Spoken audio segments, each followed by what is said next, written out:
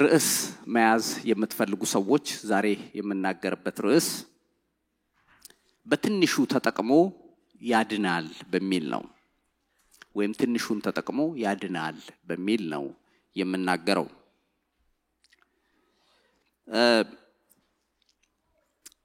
እንደተናገርኩት እንግዲህ ርዕሱ ላይ እንዳያችሁት እግዚአብሔር ማዳን ሲፈልግ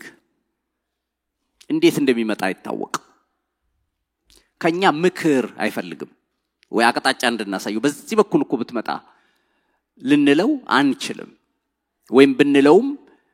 የኛን አይደለም እሱ የሚሰማው እሱ እንዴት ማዳን እንዳለበት ያውቃል። አሜን በሉ እስቲ። እንዴት እንደሚያደርግ ያውቃል። እና ይሄ ክፍል ያነበብኩት የመጽሐፍ ቅዱስ ክፍል ጳውሎስ እንግዲህ እንደምታውቁት የጳውሎስ ሚሽነሪ ጆርኒ የሚባሉ አሉ የጉዞዎች ሚስዮናዊ ጉዞዎች ናቸው እና በዛ ያለ ነው ሁሌም የሚገርመኝ ጳውሎስ ወደ አንድ ከተማ ሲገባ ሁከት ይሆናል ነውጥ ይሆናል። ምክንያቱም ይዞት ከሚሄደው ክብር የተነሳ የእግዚአብሔር ነገር ስላለበት ሰዎች ዝም ብለው አይደለም የሚሰሙት። መናፍስቶች ምድሪቱ ላይ ያሉት ይንቀሳቀሳሉ። እና ይሄ ሰው በዚህ ስፍራ ሲደርስ ብዙዎች እንደተናወጡ ፈሪሳውያን ሰዱቃውያን ያዙት እንዳሉት ያላችሁ በጣም ህዝብ ተሰበሰበ። ወንጌል ነው የሰበከው። ምንም ያደረገው ክፉ ነገር የለም። ግን ከዳር እስከ ዳር ተነሱ። ምን ገረመኝ የያዝነው ወንጌል ህይወት ያለበት ነው። ሰዎችን ከዘላለም ጥፋት የሚያድን ነው አይደል? ለዘላለም ህይወት ምክንያት የሆነ ወንጌል ይዘው ሰው እንዴት ይሰደዳል? መልካም የሚያደርግ ነገር ይዞ እንዴት እንዲጠይቃችሁ ታውቃላችሁ? የያዘው ነገር እኮ የሚያድን ነው የሚገል አይደል? ምህረት የሚያደርግ የእግዚአብሔር ጸጋ ያለበት ሰዎችን ከዘላለም ሞት የሚያድን ነው። ግን እንደሱ ስለሆነ ነገሮች ስሙዝ ይሆናሉ ማለት አይደል? የሚገርማችሁ መልካም ስራ የምትሰሩ ከሆነ ብዙ ጊዜ በመልካምነታችሁ የታወቀ ከሆናችሁ በጦርነት መካከል እንኳን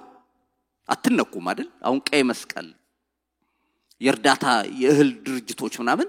ሁለቱ ተቃራኒ ጦርነት መሃል እነሱ ከሄዱ ምልክታቸውን ካዩ አይነኳቸው። የሚሰሩት ነገር መልካም ነው ተብሎ ስለሚታሰብ ነው። ወንጌል ላይ ግን ስትመጡ እንደሱ አይደለም። ወንጌል ከያስክ ቀጥታ በጨለማው ዓለም ላይ ምክር ይደረጋል። እና ጳውሎስ ተሰበሰቡበት መከሩ እና ተይዞ በሸንጎ እንደቀረበ ነው። ምዕራፍ 23ን ከአንድ ጀምሮ ስታዩ የምታዩት ፍርድ ቤት ቀረበ። ይሄ መንፈሳዊ ፍርድ ቤት ሰንሃድሪን የሚባል እዛ ነው ያቀረቡት። ጳውሎስ ደግሞ እኔ አንዳንዴ ሳስበው ምን አይነት የተለየ ተፈጥሮ አለው ላለው በጣም በጣም በጣም በእግዚአብሔር ነገር ደፋር ገባችሁ? አሁን በፖሊስ ተይዞ ህዝብ እንደዛ ያ ሁሉ ፈሪሳዊ ሰዱቃዊ አንድ ጋር እያለ መጥቶ ፍርድ ቤት ሲቆም አሁን ወገኖቼ እኔ ምንም ያረኩት ነገር የለም እንደው ምናምን አለ ይባላል። እንደው አውጡኝ እንደዛ አይልም። እሱ ቀጥ ብሎ እንዴት አርጌ ልስበካቸው ነው የሚለው። እንዴት አርጌ እድል አግኝቻለሁና ወንጌሉ ልንገር ነው የሚለው። እና በጣም ይገርማል። ሌላው በዚህ ክፍል ላይ ሳይ የገረመኝ አንድ ነገር ምን መሰላችሁ? ጳውሎስን ለማጥፋት ሲባል ሰዱቃውያንና ፈሪሳውያን ራሱ ወዳጆች ሆኑ። በአገር ሰላም ወዳጅ አይደሉ። የትኛውም የሃይማኖት ተቃዋሚ ያለ ተሰበሰበ በጳውሎስ ላይ ሲባል በአንድነት ወጡ። ሃሌሉያ! እግዚአብሔር ካንቺ ጋራ ይሁን እንጂ ሃሌሉያ! እግዚአብሔር ካንተ ጋራ ይሁን እንጂ የጠላቶችህ ምክር አያገኝህም። ሃሌሉያ! አያገኝም። ምክር አለ ጠንከር ያለ ምክር መጨረሻ ላይ ቅድም ያነበብኩት ግን በጣም አስደንጋጭ ነው ቁጥር 12 ላይ ሲደርሱ አሁን ይሄ የሻለቃው ይላል ቁጥር 10 ላይ ጳውሎስን እንዳይገነጣጥሉት ፈርቶ ይላል እሱ እዛ መሃል መስበክ ጀመረ ይጣጩ ያ ሁሉ ህዝብ መሃል በቁጣ የተሞላ ህዝብ መሃል ወንጌል መናገር ጀመረ ይሄን ሰዓት ሻለቃው አየና ሊበጫጭቁት ነው አለ እንዳይገነጣጥሉት ብሎ ቶሎ ብሎ ከመሃል አወጣውና ወሰደው አሁን አሰሩት ማለት ነው ምክንያቱም እዛ ጋር አደጋ እንዳይደርስ ለመከላከል በዚህ ጊዜ አንድ ምክር መከሩ ቁጥር 12 ላይ ቅድም ያነበብኩት ክፍል ነው ሐዋርያት ሥራ 23:12 በጠባም ጊዜ አይሁድ ጳውሎስን እስኪገድሉት ድረስ እንዳይበሉና እንዳይጠጡ በመሐላ ተስማሙ ይህንንም ሴራ ያደረጉት ሰዎች ከ40 ይበዙ ነበር እነርሱም ወደ ካህናት አለቆችና ወደ ሽማግሌዎች መጥተው ጳውሎስን እስክንገድል ድረስ ምንም እንዳንቀምስ ተረጋግመን ተማምለናል አሉ እንግዲህ አሁን እናንተ ከሸንጎ ጋር ሆናችሁ ስለርሱ አጥብቃችሁ እንደምትመረምሩ መስላችሁ ወደ እናንተ እንዲያወርዷቸው ለሻለቃው መልእክት ንገሩ ምንድነው መሰላችሁ የሚለው ይሄ ክፍል 40 የሚሆኑ ሰዎች ተሰበሰቡ ወጣቶች ናቸው ጎረምሶች ናቸው ምን አሉ ምግብ አንቀምስም ጳውሎስን ግባተ መሬት ሳንጨምር አፈር ሳናስገባ አንበላም አሉ 3 ቀን ይፍጭ አንበላም ሳምንት ይፍጭ አንበላም ግን ጳውሎስን እንገላለን አንደኛው ተሳስቶ እንኳን የረሃብ ስሜት ተሰማኝ ራበኝ እንዳይል እርስ በርስ ተረጋገሙ ብትበላ ይቆራርጥ ሰይፍ ይያሉ አንዱ አንዱን ይረግመዋል በመሐላ ተረጋገሙ ይላል አንበላም ምን ብለው መሰለ ጳውሎስን ካልገደል አንበላም አንጠጣም አሉ እንዴት ያለ ጭካኔ ነው ሴራ ይላል ይህንንም ሴራ ያደረጉት ሰዎች ከ40 ይበዙ ነበር ይላል ይሄ ብቻ አይደለም መጡና እነኚህ ሰዎች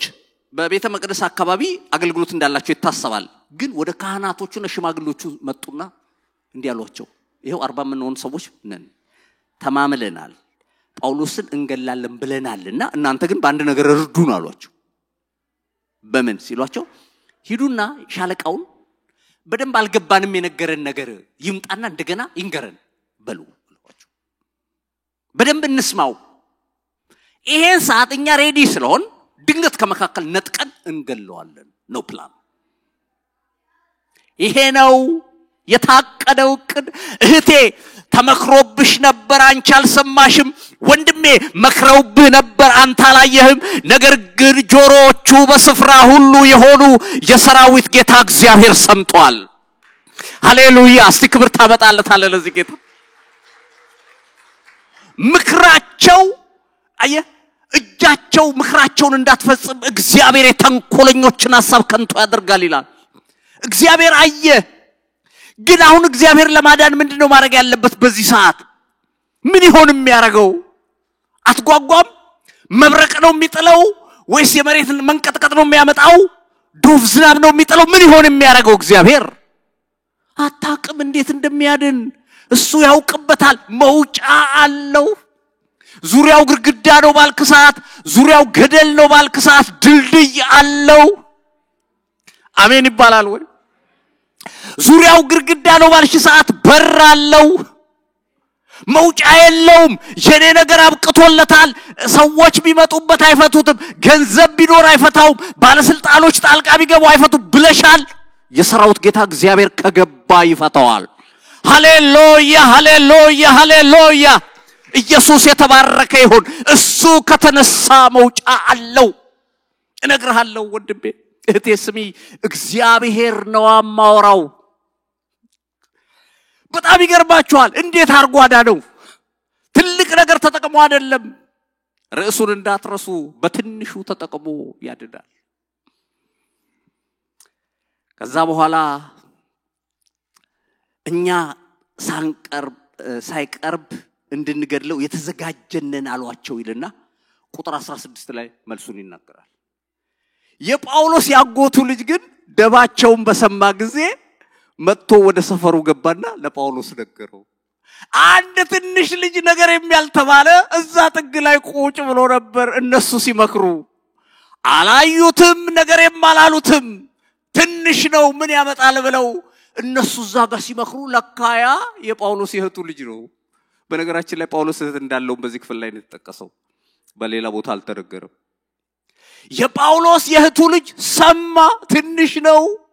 አዳመጥ አጎቱን ሊገሉ ነው እሷም መንፈሳዊ አይሁን አልተጠቀሰም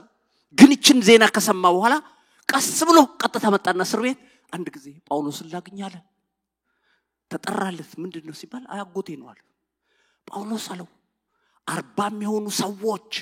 ጨርሰዋል አንበላም አንጠጣም ብለዋል አንተን ካልወገር ነው እንገላለን ብለዋል ያለቀ ነገር ነው ይሄንን ልንገር ብዬ ነው ሲለው መቶ አለቃውን ጠራው እና ይሄ ልጅ ወደ ሻለቃው ወሰደው የሚነግረው ነገር አለው ወደ ሻለቃው አመጡት ምንድነው የምትነግረኝ ናግባ እስቲ ያለው አይ ዛሬ ሸንጎ ጋር ስብሰባ ነበር የከተማው ወጣቶች ቆርጠዋል ጨርሰዋል ተማምለዋል ምን ብለው ጳውሎስን ካልገደል አንበላም አንጠጣም ብለዋል አሉ እንግዳውስ ይህንን ነገር ከኔ ጋር እንዳወራ ማንንም አይወቅ አንተ ሂድ ሰላማዊ ሰው ነህ ወደ ቤት ተቀላቀላሉ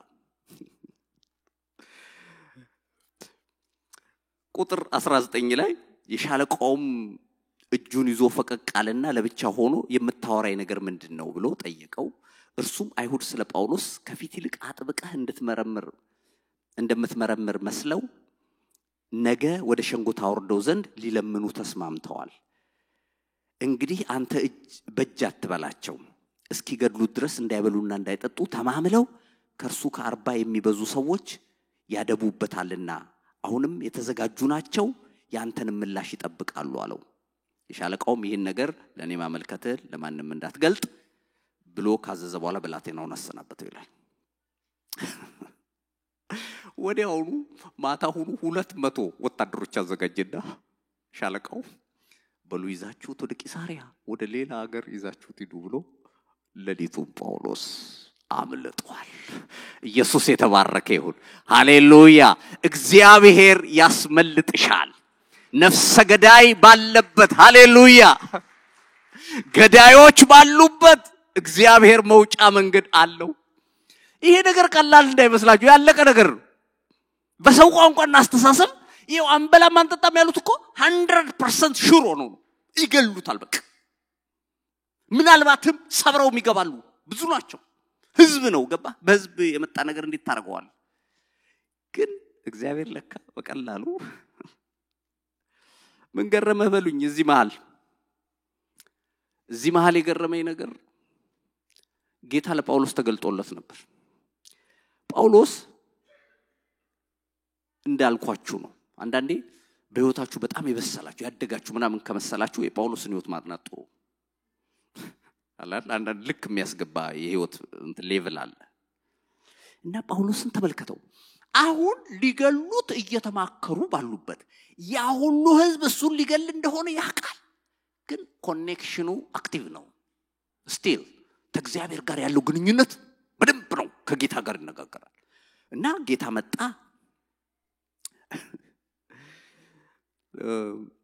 ጌታ መጥቶ ግን በጣም የገረመኝ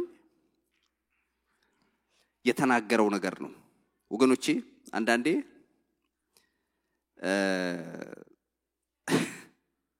እግዚአብሔርኛ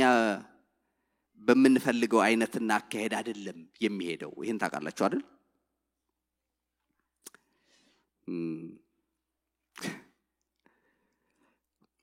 ጳውሎስ ልክ ጌታ ሲገለጥለት ምን አለው መሰላችሁ አይዞ በኢየሩሳሌም እንደመሰከርክልኝ ደግሞ በሮም ተመሰክርልኛለህ አለው ይላል ይሄው ስለመከራው ምንም አላወራው እዛ ጋር በሞት ከበባ ውስጥ ያለው ሰውዬ እንዴት አይነት ፈተና ውስጥ ያለው መጥቶ እንግዲህ ይኸውልህ መውጫ መንገድ አዘጋጅልሃለሁ ምንም እንዳትፈራ አላለም የሚለው ምን አለው መሰለህ በኢየሩሳሌም መስከረልኝ ነበርል በሮም ተመሰክርልኛል አሜን አይ ጌታ ይኸውልሽ እኔና እናንተ ጋር አይደለም ልዩነት የሚያመጣው ያው ጠላትም ፈተናውን የሚያመጣው እኛ ጋር ነው ያቃል እግዚአብሔርና ያስደነግጠው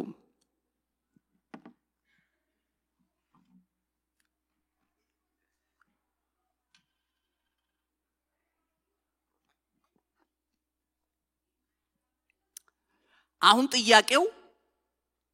እዚህ ጋር የሞት ድምጽ አለ እንገላለን የሚል እዚህ ጋር ደግሞ ገና በኢየሩሳሌም እንደመሰከርክ በሮም ተመሰክርልኛል የሚል ድምጽ መጥቷል የቱን ነው የምታምነው ነው ጥያቄው የቱን ትወስዳለህ ነው ላት የሞቱን ድምጽ ከሰማሽ ልክ ነው ቁጭ ብለሽ ነው የምታድሪው አልቆልኛል ነው የምትይው ግን የእግዚአብሔርን ድምጽ ከሰማሽ ትተኛለሽ ሃሌሉያ በእረፍት ትሞላለሽ ጳውሎስ የተረዳው ነገር ስላለ ከጌታ ጋር ግንኙነቱ አክቲቭ ስለሆነ ወይም ጤናማ ግንኙነት ስላለው እሱ አልደነገጠም ወንጌል መከራ አለበት አንድ ነገር ልንገራችሁ የተቀበልነው ወንጌል ምንም እንኳን ይቀድም እንዳልኩት የደህንነት ወንጌል ቢሆን ምንም እንኳን ከእግዚአብሔር ዘንድ የመጣ ድምጽ ቢሆንም ወደ ምድር ሲመጣ ግን አክሰፕታንስ ያገኘ ነገር አይደለም በብዛት ተቀባይነት አላገኘም ስለዚህ ዛሬም መገፋት መጠላት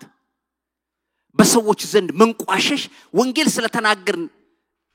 ሌላ አይነት ምላሽ ማግኘታችን ኢትስ ኦኬ ይሄ በእኛ የተጀመረ አይደለም በቃ ያለና የነበረ ነው የሚኖር ነው ስለዚህ ይሄን ልንቀይር አንችልም እኔ ያለኝን አቀባበል ነው መቀየር ያለብኝ እንደው ስለ መከራ ሳስብ በዚህ በ19ኛው መቶ ክፍለ ዘመን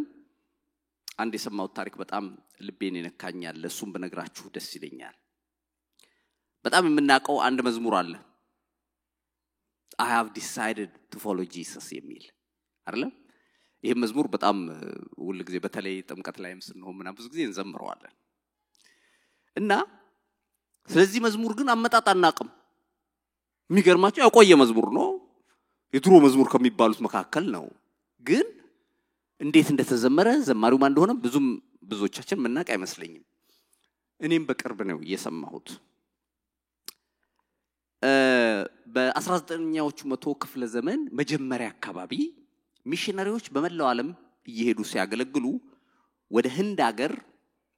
አንድ ሚሽነሪ ይላካል ይሄ ሚሽነሪ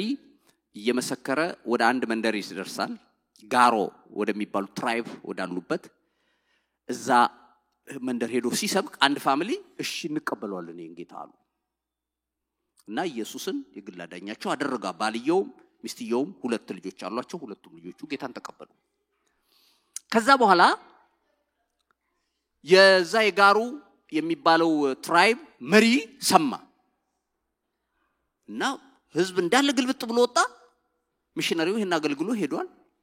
ከዛ ሰውየውን ጠሩት ውጡ አላቸው ባልየው ሚስትየው ማለት ልጆቹም አሉ ደጅ ወጥተው ቆሙ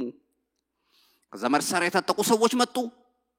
እንዴት ሃይማኖታችሁን ትቀይራላችሁ አሏቸው እናንተን ተናገራሉት አሁን የምንልህን ትክዳለህ ወይስ አትክድም አሉት ሲላቸው I have decided to follow Jesus አለ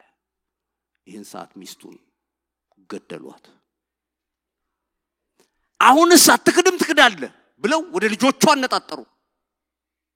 no turning back አላቸው ልጆቹን ገደሉ ከዛ በኋላ አትመለስም አሉት አልመለስም አላቸው እሱንም ገደሉት እና የሚገርማቸው እንዳለ እሱ የተናገረው ነው ወደ ዝማሬ የተቀየረው በህንድኛ ተዘምሮ ወደ እንግሊዘኛ ተርጉሞ ነው ከሁሉ የገረመኝ ከጥቂት ጊዜ በኋላ ያ መንደር እንደ ሰደድ እሳት የእግዚአብሔር ወንጌል ገብቶ በሙሉ ኢየሱስን ተቀበሉ ኢየሱስ የተባረከ ይሁን አየ ሞተ ለብዙዎች የመዳን ምክንያት ከሆንክ ከዚህ በላይ ድል የለም ኢየሱስ የተባረከ ይሁን እና ሲገባህ እንዲህ ነው በቃ የሆነ ቦታ ላይ እንዲህ አትልም አምኛለሁ ትላለህ ዋጋ የሚያስከፍል ነገር ላይ ማትቀየር ጳውሎስ ለዚህ ነው እንጂ እኮ ሐሳቡን ቢቀየር እኮ ማንም አይነካው በቃ መከራ ሲያይ እጥፍ ካለ ይታጠፋል ነገሩ በነገራችን ላይ ተአምራት የሚካሄደው አቋም ባላቸው ሰዎች ህይወት ብቻ ነው ይሄን ታውቃላችሁ ህይወት ተአምራት የሚሆነው አቋም ካለ ነው እጥፍ ካልክ ነገሩ ይታጠፋል ይቆማል ይሄን መጽሐፍ ቅዱስ ውስጥ ብዙ ጊዜ የምናቀው ነው በተለይ ዳንኤልን ሁሌም ስናስበው ዳንኤል ምዕራፍ 6ን ኢየሱስም አቋም በጣም መጽሐፍ ቅዱስ ውስጥ ከሚደንቁ ሰዎች አንዱ እሱና ያው ኢየሱስ ወዳጆች ያሉ ሲድራቅ ሚሳቅ አብደናጎ የሚባሉት የነኝ በጣም የሚገርም ነገር እኮ ነው ያው እግዚአብሔርን ያመልካሉ ባገር ሰላም ኦኬ እሺ ያመለኩ ነው ብዙ ነገር ነው ብለዋል አዎ ያው አምላካቸው እኮ በሰውኛ አስተሳሰብ ሊያመልኩት የሚገባ አይደለም ይሄን ታውቃላችሁ ሊያመልኩት የሚገባ አይደል በሰው ሂሳብ ከሰራችሁ ለምን አገራቸው ሲፈርስ በጠላት ዝም ብሏል አይደለም ተማርከው በምርኮ ሌላ ባብሎን ምድር እንዲኖሩ አርጓቸዋል ጥሏቸዋል ትቷቸዋል እነሱ ግን በራሳችን ኃጢአት ምክንያት ነው የሆነው እንጂ አምላካችን ክፉ ሆኖ አይደለም አሉ አንበላም የማይገባ ምግብ አሉ ያንን ስቴፕ ሲያልፉ ሰይጣን ከፍ ያላዘጋጀላቸው ምዕራፍ 3 ላይ እንደምታስታውሱት ሲድራቅ ሚሳቅ አብደናጎን ሳት ውስጥ ጨመራቸው እግዚአብሔር ከዛ ዳነ ዳንኤል የት ሄዶ እንደነበር አይታወቅም ያን ጊዜ ምዕራፍ 6 ላይ ለሱ ለብቻው አዘጋጀለት ያው ሰይጣን ታውቃለህ እሱን ደግሞ የተራቡ አንበሶች ጉርጓድ ይጣላል ይሄንን ህግ የሚተላለፍ ብለው በማቀው ሁኔታ ሰበብ ፈላጊዎች ተንኮለኞች አብረው የሚሰሩ ናቸው የሱ ኮሊግ ናቸው ሚኒስትሮች ናቸው ከሱ ጋር አብረው የሚወጡ አብረው እየበሉ የሚስቁ ናቸው ግን ከጀርባቸው ተንኮል አለ ክፋት አለ እግዚአብሔር ያየው ደባ አለ አላወቀም እሱ አገር ሰላም ብሎ ይጸልያል ይወጣል ይገባል ሃሌሉያ እግዚአብሔር ይላል አንድ ጽሑፍ ሳነም ከማጠብቃቸው ሰዎች የለየ ግድ የለም ይለይህ ይላል አንተ ያልሰማኸውን ምክር ሰምቷል አሜን በልስት አንተ ያላየኸውን ክፋት ተንኮል አይቷል ለዚህ ነው ይላል አሜን በልስት እና ዳንኤል አቅም መጥቶ የሆነ ማስታወቂያ ተለጥፎ ነው ያየው ምንድነው ሲባል ጸሎት መጸለይ ይቻላል ማለት በመጀመሪያ ፈተኑት ምንም ሊያገኙበት አልቻሉም ከአምላኩ ህግ በቀር ይላል አሁን በጸሎት መጡበት አየ ይሄንን ከአምላኩ ህግ በቀር ብለዋል መጸለይ አይቻልም በዚህ አንድ ወር ጊዜ ውስጥ ወደ ንጉሱም ወደ ሰውም ወደ አምላኩም ልመና ማድረግ ከንጉሱ በቀር አይቻልም የሚል ማስታወቂያ አየና ዳንኤል ፈገግ ብሎ ገባ አቤት በእግዚአብሔር ላይ ያለውን ኮንፊደንስ ተመልከት ይሄን ገብቶ መስኮት ከፍቶ ነው ሌላ ጊዜ የሚጸልየው አሁን ብዙዎቻችን ብንሆን ያን ጊዜ ብዙ ሬቨሌሽን ሁሉ ይመጣልናል ገባ እግዚአብሔር ሁሉን ቻይነት በሁሉ ቦታ ነው ያለው መስኮት ባልከፍተስ ያይኝ የለው ወይ ምናምን ሁሉ ልትል ትችላል ያለት ገባ አይደል ነገሩን ለማብለጥ ማለት ነው እሱ ግን እንደዛ አላለም እንደ ቀድሞ ያደርግ እንደነበረው ወደ ኢየሩሳሌም መስኮቱን ከፈተ ይላል ያው አይሁድ እንደሱ ነበር የሚጸልዩት ወደ ኢየሩሳሌም ከዛ ገና በርከክ ብሎ እየሰገደ እየጸለየ ያለ መጡና አዩት በመረጃ ተይዟል አሉ እና ለንጉሱ መጣው ይሄው ሲሰግድ አገኘነው አሉ ላንተ ልመና እንዳይቀርብ ለማንም ብለን ነበር ይሄ ሰው ግን አፍርሷል አሉ ንጉሱም ያን ጊዜ ነው መጀመሪያ አላወቀም ነበር ታሪኩ እንደምታውቁት ዳንኤል ግን ሞት እንደሚያስፈርድበት ያቃል ግን ያምላኩን ህግ አልተላለፈም ማለት ይሄም በማረጉ ምክንያት እጅና እግሩን አሰሩ ንጉሱ ሊያድነው ሞከረ አልተቻለም ወደ ጉርጓድ ለተራቡ አንበሶች ጉርጓድ ተጣለ የተራቡ አንበሶች ናቸው ሁሌም እንደምለው ጠግበው ነበር እንዳትል ነው ያልበሉት ወረወሩት ከዛ በድንጋይ በትልቅ ድንጋይ ዘጉት እንደው ተፍጨርጭሮ እንኳን እንዳያመልጥ የዳንኤል ኢንፍሉዌንስ ግን ቀላል አልነበረም አንድ የገረመኝ ነገር ንጉሱ ላይ ተጽዕኖ አድርጎበት ነበር እንዴት አወከካላችሁ ንጉሱ ማታ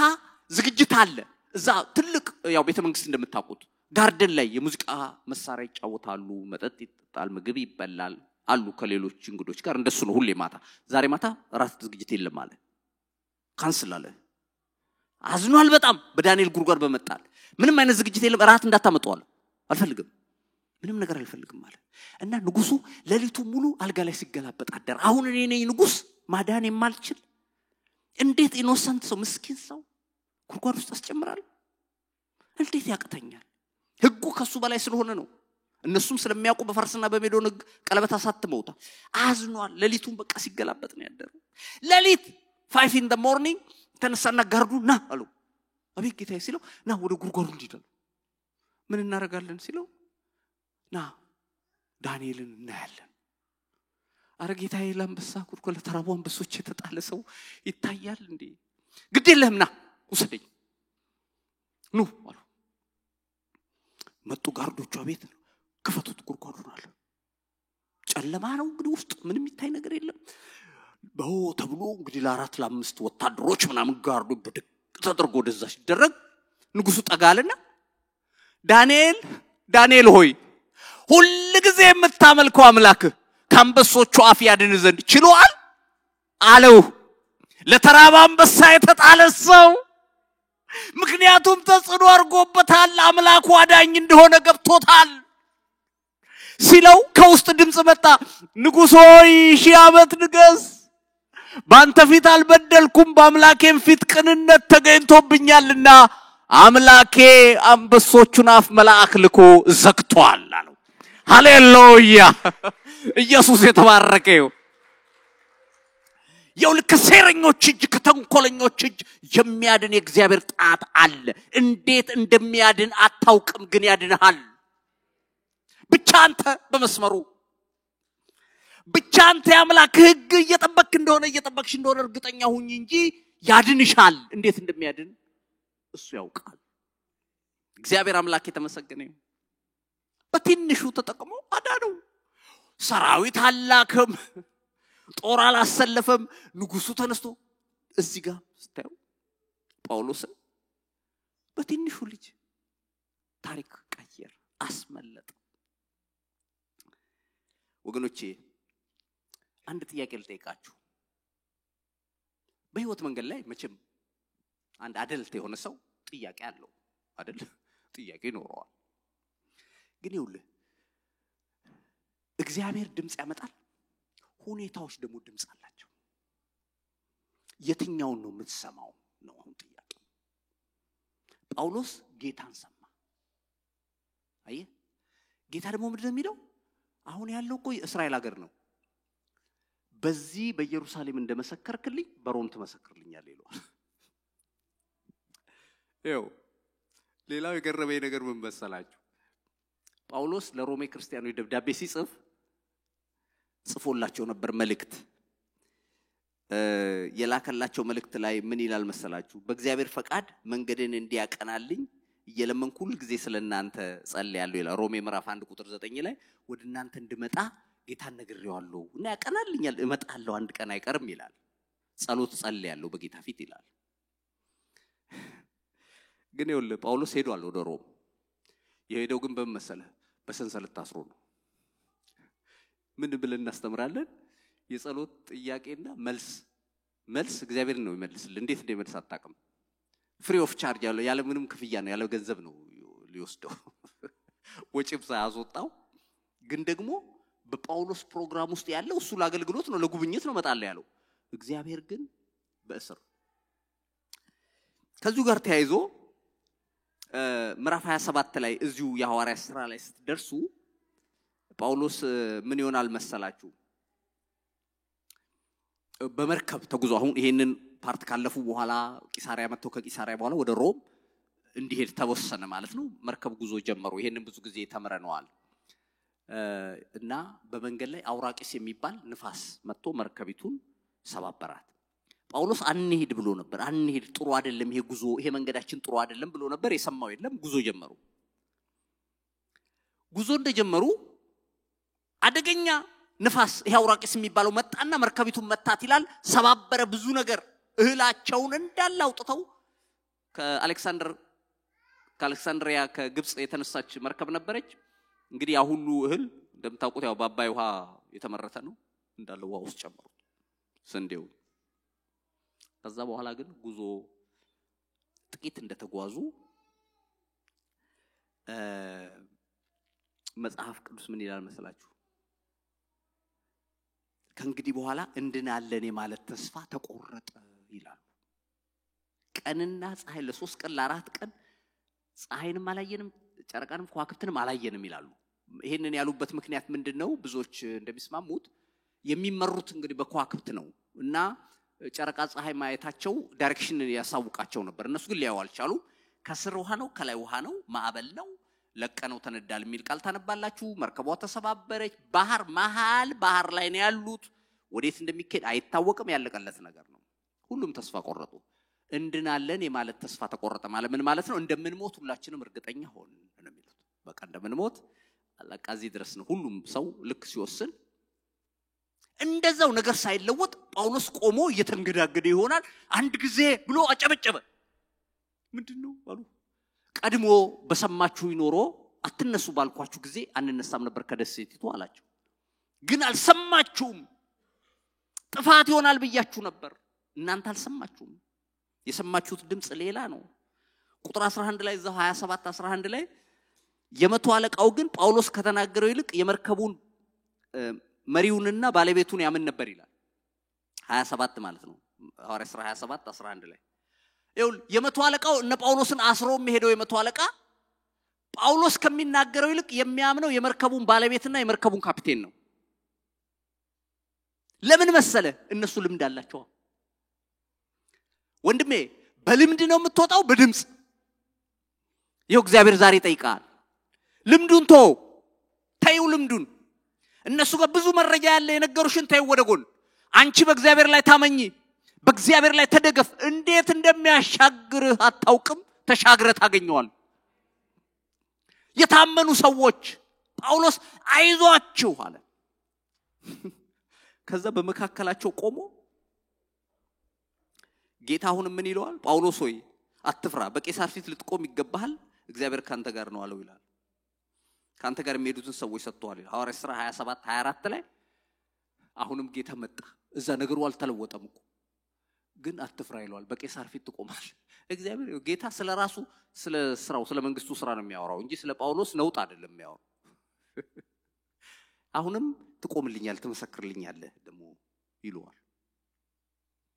ከሁሉ ልቤን የነካኝ ታዲያ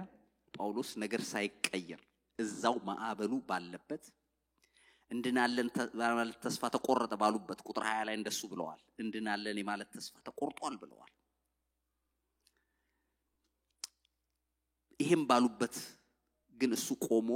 ምን ይላል አይዟችሁ ከናንተ መካከል አንድ ነፍስ አይጠፋም ዛሬ ሌሊት አለ የእግዚአብሔር ልጅ ኢየሱስ ማለት ነው በሌላ አነጋገር መልአክ ነው የሚለው እሱ እዚህ አጠቃቀሙ ላይ አጠገቤ ቆሞ እንዲህ ብሎኛል ከናንተ መካከል ማንንም አይጠፋም በሰላም ትደርሳላችሁ ብሎኛል ብሎ ዝም አላለም የተናገረኝ እንዲሆን አምነዋለሁ አለ ሃሌሉያ ኢየሱስ ይባረክ በወጀብና ባውሎ ንፋስ ውስጥ በማይመች ህይወት ውስጥ የነገረኝ ይሆናል ብሎ በጽናት ይናገራል ያቃላ ትላንት ሲያስመልጠው ያየው ዛሬም ያድነኛል ብሎ ይናገራል ይሁን ሊያድን ከፈለገ በትንሽ ነገር ነው የሚያድን ብዙ ምክንያት አይፈልግም በቃ ይሄን ማመን ያስፈልጋል መጽሐፍ ቅዱስ አንደኛ ሳሙኤል 14 ቁጥር 6 ላይ በብዙም ይሁን በጥቂት ማዳን አያስቸግረውም ይላል አሜን ትላላችሁ አሳ የሚባለውም ሰው ሁለተኛ ዜና 14 11 ላይ በብዙም ይሁን በጥቂት አንተ ማዳን አይሳንህም አለው ይላል ይሄው ብዙና ጥቂት አይደለም አንተ ልታድን ከተነሳ ታድናለህ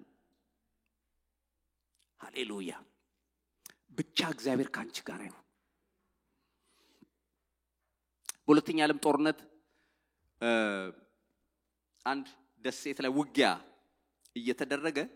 አሜሪካኖች ናቸው ውጊያ ያረጉ ይያለ አንድ ወታደር ድንገት ከሰራዊቱ መካከል ተለይቶ ተሰወረ ሆን ብሎ አይደለም ያው ቶክስ ስለነበር ሌሎቹ በአንድ ጋር ውጡ ተብሎ ሲወጡ እሱ አልወጣም ልክ እየሄደ ይያለ ጣላቶች አዩት ከርቀት አዩት ቤት ጋር እንደሄደ ተመልክተዋል መሳሪያ የታጠቁ ሰዎች በቃ ያደኑ ደንነው ጫካ ነው እንዲያሉ እየመጡ ይያለ በርቀት እሱ ዋሻ አገኘና ዋሻ ውስጥ ገብቶ እንዲህ አለ እግዚአብሔር ሆይ አድነኝ ዛሬ ልታድነኝ ትችላለህና እባክህ አድነኝ ብዬ ጮኻል ሲጮህ እያየው ዋሻው በር ላይ የሸረሪት መጣቻለ እያየዋት ድር ማድራት ጀመረች አለ አያት አለው አለ ዝም ብዬ እያየኋት ሞላቸዋል ከዛ መጡ አለ እሰማቸዋለሁ አለ እነሱ ቸክ ቸክ ቸክ ቸክ ብለው ሲመጡ ሲያዩት የሸረር ድር ሞልቶታል በሌላ አነጋገር በቅርብ ሳሰው አልገባም እዛ ማለት ነው አይደለም ከዛ አልፈው ሄዱ ከዛ በዚህ ምክንያት ነው ያመለጥኩት ብሎ ሰውየው መስክሮ ነው ያድናል በሸረር ድር ከፈለገ አንተ የብረት እንትን ግርግዳ ስትጠብቅ አሜን ትላለህ ወይ እግዚአብሔር ያለበት የሸረሪት ድር ከብረት ግርግዳ ይበልጣል ሃሌሉያ ኢየሱስ የተባረከ ያድናል እሱ ከፈለገ ያድናል በተለይ በጠላቶች ምክር አትገባም እግዚአብሔር ያስመልጣል ይሄን ነገር ሁላችን ምክር አለብን ታውቃላችሁ በመናፍስቱ ዓለም ምክር ይደረግባችኋል እያንዳንዳችሁ እንዲሁ የቆምነው እኮ ምክር ስለሌለ አይደል እግዚአብሔር ከኛ ጋር ስለሆነ ነው እያስመለጠን አንዳንዱ ሳናየው ምን እንደተደረገ ሳናቅ ኢየሱስ የተባረከ ይሁን ያመናችሁት የማንን ድምጽ ነው በቀደም ቅዳሜ ለስም ስንጸልይ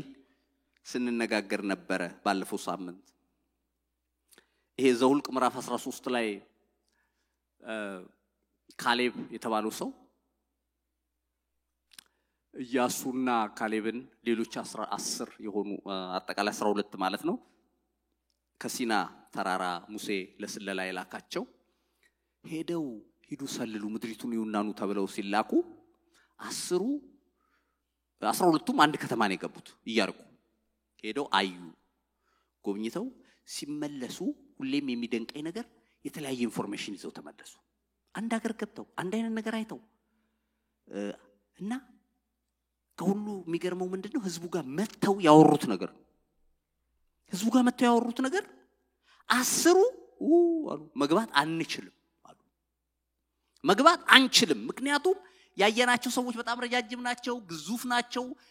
የኤናቅ ልጆች በዛ ተቀምጠዋል እንዳውም ይው በዝርዝር የትጋ ጦር እንዳለ ሁሉ ነው ያጠኑት እነሱ ደግሞ የሚገርም ገባ እንደሱ ካጠና ብዙ ጊዜ ከባድ ነው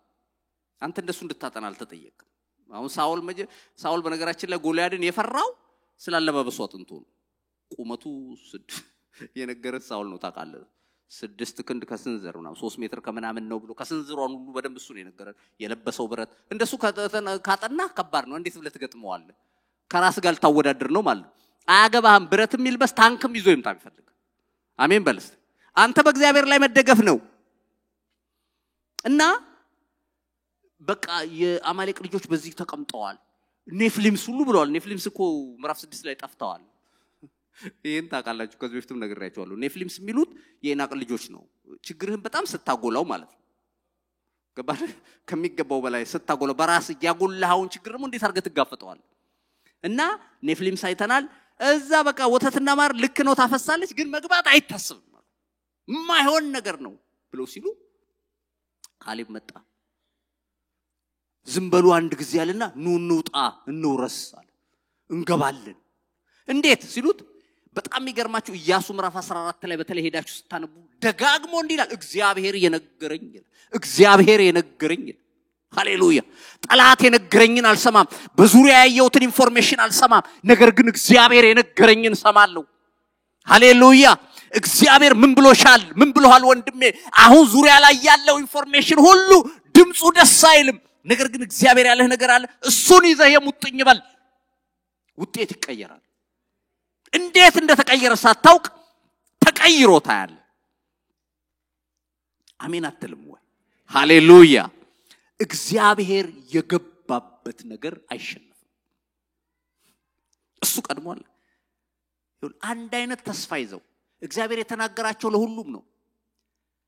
አንድ ሀገር አይተው ሰው የተለያየ ሐሳብ ይዞ ሊመጣ ይችላል አንድ ተስፋ ይዘው ግን 10 አልገቡ ሁለቱ ሌላው መግባት የሚገባውን ህዝብ ይዘው ገቡ ኢየሱስ የተባረከ ይሁን ወገኖቼ ዛሬ አንድ ነገር ነግራችኋለሁ እግዚአብሔር ይመጣል ሲመጣ ግን የሚመጣው በራሱ ጊዜ ነው እኔ አልቋል ባልኩት ጊዜ አይመጣም አይቻለሁ እኔ በግል ህይወቴም በሌሎችም ሰዎች ህይወት በመጽሐፍ ቅዱስም አይቻለሁ እኔና ባልኩት ሰዓት አይመጣም አንቺ ባልሽው ሰዓት አይመጣም እሱ በራሱ ጊዜ ይመጣል ልክ አንጠፍጥፈ ስትጨርስ ገንዘቧን ሁሉ ለባለ መድኃኒቶች ከስራ ባዶ እጇ ስትቀር መጣ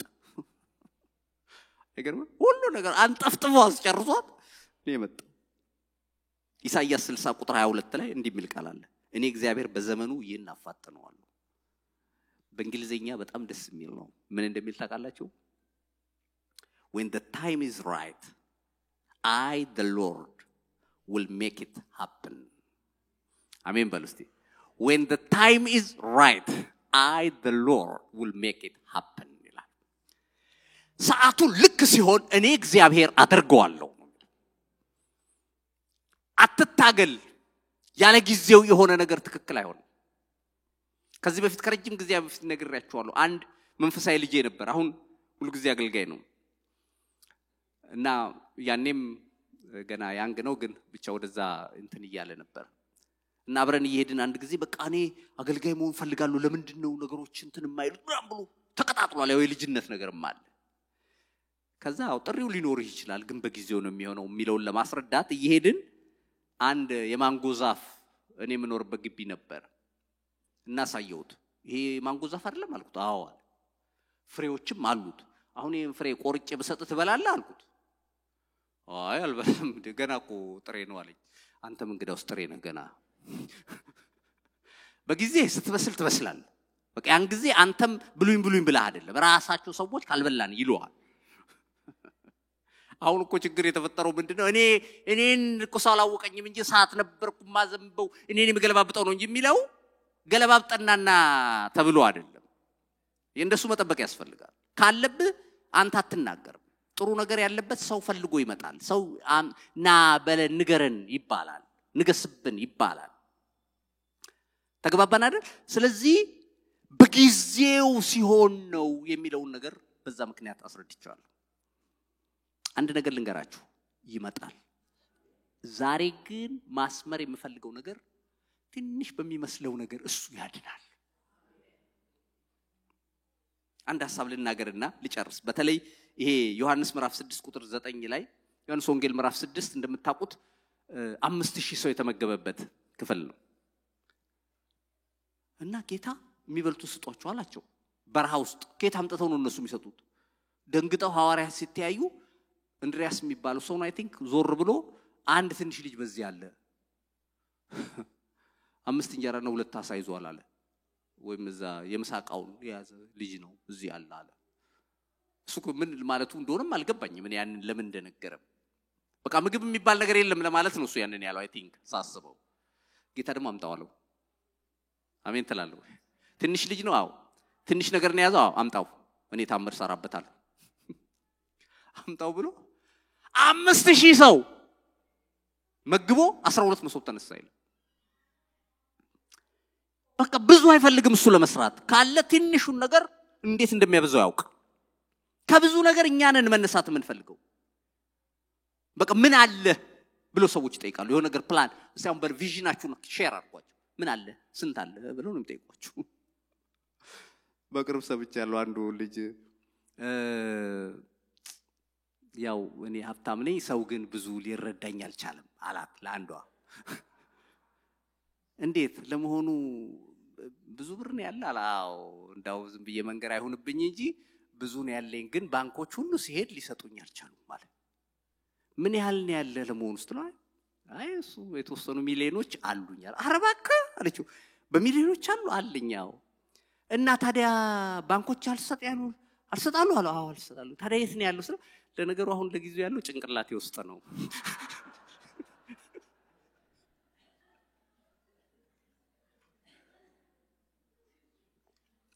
ብሎ ርፍ ይላል ባለራይ ማለት ይሄ ነው እንግዲህ